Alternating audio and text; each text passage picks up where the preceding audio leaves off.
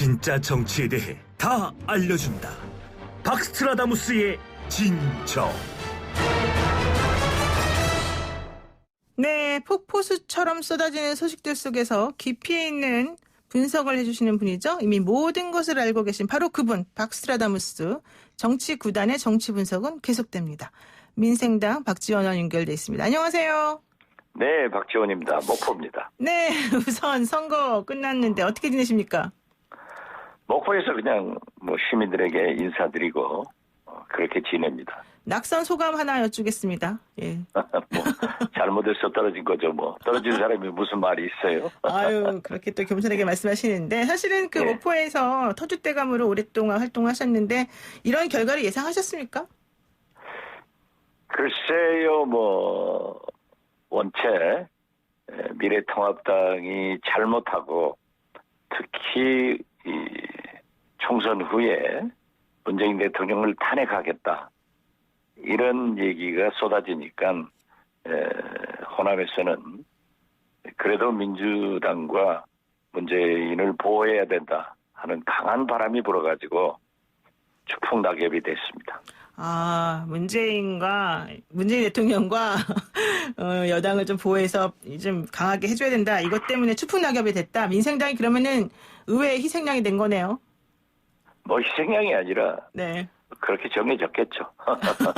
예, 자, 민생당이 해체 위기에 놓여 있다 이런 시선들이 좀 있습니다. 앞으로 민생당은 어떻게 될까요?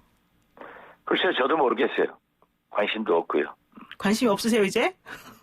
아니, 저는 선거 때도 민생당 얘기는 한 번도 하지 않았어요. 그냥 오케이 3번 박지원, 3번 번호를 가지고 선거를 했는데 네. 민생당에서 도대체 일선에 나가 있는 후보들에게 도움되는 일을 해야지 지도부 구성부터 비례대표 누구를 원망할 수는 없지만은 그 얘기하는 자체가 선거의 마이너스 요인이 되기 때문에 제가 말하지 않아도 표가 떨어지는 소리가 뚝뚝 들리더라고요. 그렇군요. 지금 원내의석 어떻게 됐든 20석을 가지고 있던 당이 한석도 얻지 못했다고 하면은 국민이 버린 거 아니에요? 그렇게까지 또 말씀하시니까 제가 질문하기가 좀 곤란해지는데요. 민생당에 대해서는 질문하지 마세요. 그러면은 죄송한데 하나만 더 여쭤보고 제가 민생당 얘기는 조금 정리하도록 하겠습니다.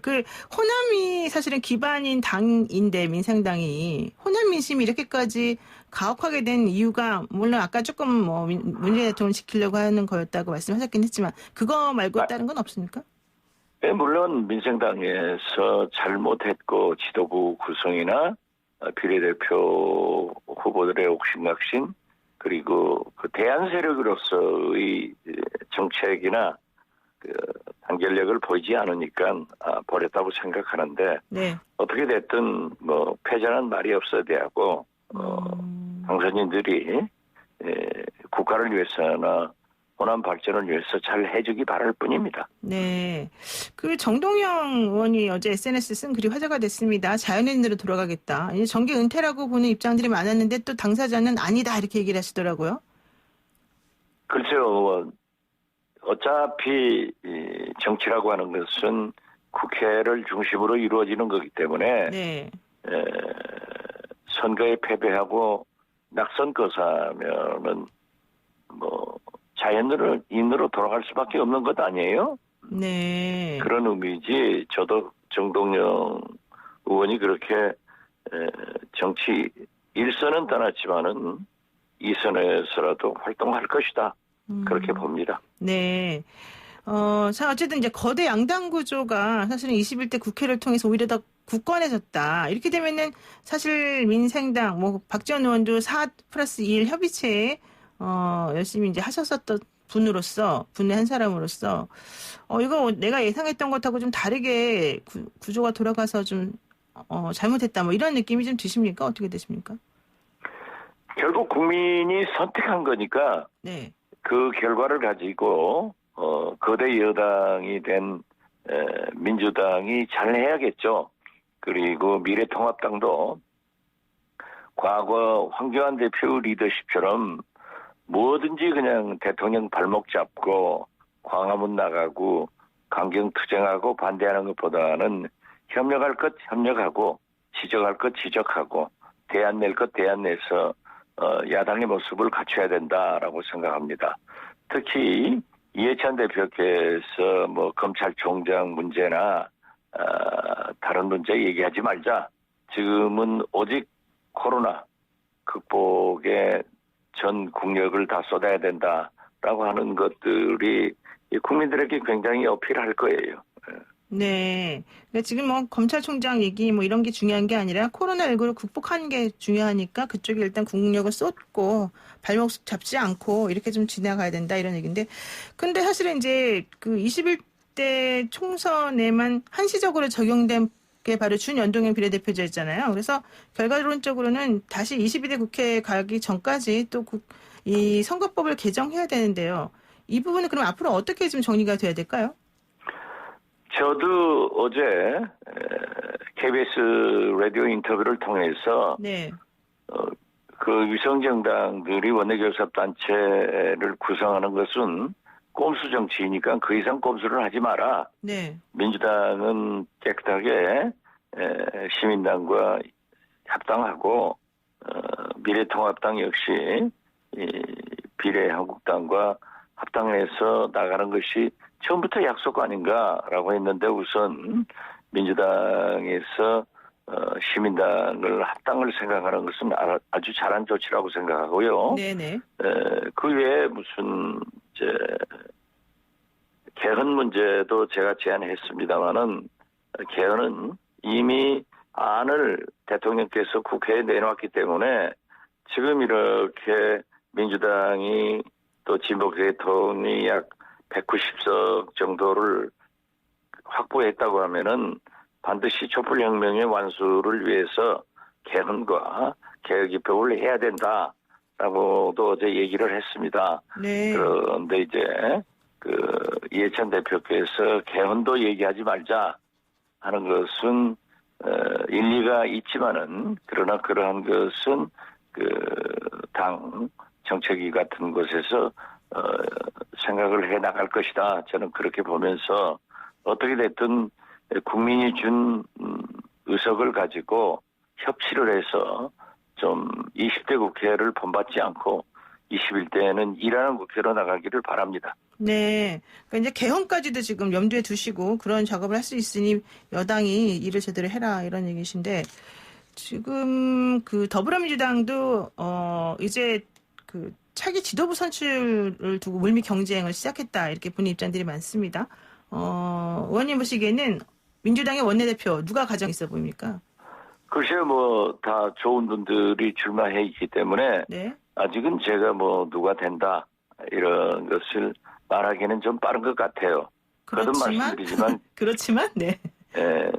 그렇지만 네. 개헌 문제는 거듭 말씀드리지만 문재인 대통령께서도 공약을 했고 또 개헌안을 국회에 냈기 때문에 지금 현재의 의석을 가지고 네. 하지 않으면은 당분간 할 수 없어요. 그렇기 때문에 저는 21대 국회에서 특히 지금 다음 대통령 선거가 사실상 22개월 남은 겁니다. 네. 그래서 그 전에 개헌을 했으면 좋겠다 하는 그런 생각을 갖습니다. 근데 개헌은 3분의 2 이상의 국회의원이 찬성을 해야 되는데 지금 180석 가지고는 모자라는 거 아닙니까? 180석에 지금 뭐 이용호 의원이나 민주당에 합당하는 거고, 네. 그때 열린민주당, 네. 정의당 그런 거기들은 전부 다 개헌을 찬성하는 사람들일 거예요. 네. 그분들 다 그렇기 때문에 190석인데. 예. 한국당에 지금 105석 예, 이 정도 이제 합쳐지면 그렇게 될 건데 네. 다 합치면은 네. 그 한국당에도 개헌론자들이 많거든요. 아. 그러니까 그 한국당과 미래통합당이죠. 네. 자꾸 협의를 해서 해나가는 것이 원칙 아닌가 저는 그렇게 봅니다. 네, 이제 개헌 논의는 거기까지 하고요. 자, 미래통합당 좀 얘기 좀 하겠습니다. 지금 현재 비대위 체제 가냐, 뭐 조기 전당대회 가느냐, 김종인 위원장이 오느냐 마느냐 얘기가 많은데 앞으로 어떻게 될 것 같으세요? 어떻게 가야 된다고 또 보십니까? 네. 본래 승리한 당은 뭉쳐가지만은 패배한 당은 좀 진통이 있습니다. 네. 그렇기 때문에 미래통합당도 사실 자기들은 뭐 과반수 생각을 하고 있다가 이렇게 참패를 하고 나니까 혼란이 있지만은 뭐 내분해해서 잘 해나갈 것이라고 생각합니다. 김종인 위원장은 뭐 비대위원장이 전문처럼 알려진 분인데 네. 저렇게 친박근혜 의원 등이 이 반대를 하고 당내에서 반대한다고 하면은 아마 가지 않을 거예요. 본인도 뭐 그런 얘기를 했잖아요. 네. 예. 그렇다면 뭐 비대위 체제는 물 건너 간다. 그러니까 조기 전당대회를 정리를 할 것이다. 이렇게 보시는 입장이군요. 뭐 비대위로 가건 네. 비대위가 구성되더라도 네. 구성돼야겠죠. 김종인 위원장이 안 되더라도. 네. 그래서 조기 전당대회로 가지 않겠어요? 예. 네. 조기 전당대회로 갈 것 같다. 자, 아무튼 심재철 의원이 네. 원내대표이기 때문에 대표 권한 대행을 하고 있지만은 네. 그분도 낯선 것은 아니에요. 예. 그분이 이끌면서 전당대회를 치르기는 어렵기 때문에 당내 비대위원장 체제로 가더라도 네. 빠른 시일 내에 조기 전당대회를 할 것이다. 저는 그렇게 봅니다. 네. 그리고 이제 어제 계속 얘기됐던 게 긴급 재난지원금 전 국민 지급 관련된 내용이었는데요. 미래통합당의 김재원 예결특위위원장 같은 경우에는 하위 소득 70%에게 줘야 된다. 뭐 이러면서 황교안 전 대표가 얘기했던 것하고 좀 다른 결의 얘기를 했습니다. 이건 어떻게 보세요?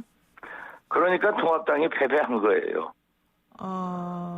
뭐 재난기금이나 코로나 예산 지출에 대해서 네. 황교안 대표가 뭐 국민 세금을 이렇게 쓰느냐고 절대 반대를 하다가 네. 또 총선에 와서는 국민재난기금 즉 코로나 수당을 개인당 50만 원씩 지급하자 그렇게 약속했다가 네. 또 반대를 한다고 하면은 그게 당이에요?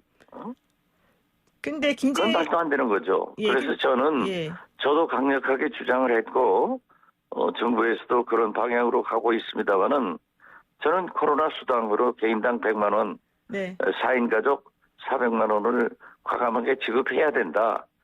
죽기 전에 살려야죠. 네. 지금 사실상 이 서민들은 아비 교환입니다. 물론 전통시장 골목 상권은 물론 기업들 특히 네. 중소기업 등에 지금 자금 지원을 해줘야지 말로만 한다고 지금 서류만 받고 아무런 지출이 안 되고 있잖아요. 근데 이렇게 됐을 때 네. 어떻게 가겠습니까? 네. 근데 그래서 김재원 저는 위원장하고 제가 좀 전에 인터뷰를 했는데 황교안 대표가 말한 1인당 50만 원 주자는 거는 안 쓰는 예산을 전용해서 100조를 마련해서 그 안에서 주자는 거였었다. 지금은 1인당이 아니라 국민소득 하위 70%만 주는 것으로 정부 안에 따르는 게 맞다라고 본다. 이렇게 좀 말을 하면서 뭐 본인들의 의견이 바뀐 건 아니다. 이렇게 얘기를 하던데 이게 좀 가능한 얘기입니까? 그건 말이 안 되는 거죠. 50만 원 준다겠지 무슨 국민들이 받아들인 것은 50만 원 주는구나라고 받아들였지 무슨 예산을 이렇게 안 쓰는 예산을 전용해가지고 한다 그런 것은 네. 그런 생각을 가지니까 참패를 하는 거예요. 네, 알겠습니다. 지금 현재 저는 어떻게 됐든 민주당에서도 얘기했지 않습니까? 네. 100만 원씩 4인 가족 400만 원을 지급해야 된다. 그런 생각을 가지고 있습니다. 네, 알겠습니다. 정말 박지원 의원이 되셨어야 되는데 안타깝습니다. 일단 오늘 말씀 여기까지 드릴게요. 고맙습니다. 네, 감사합니다. 네, 지금까지 민생당 박지원 의원이었습니다.